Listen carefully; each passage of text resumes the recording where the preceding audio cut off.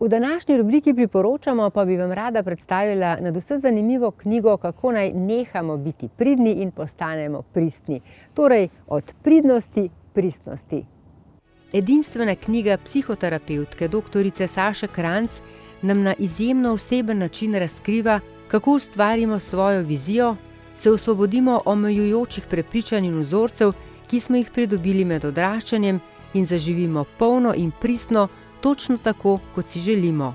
Pri tem nas bodo vodili dušni pobožki in vaje, ki nam bodo pomagali, da prepoznamo, vzljubimo in zaživimo najpristnejšo različico sebe.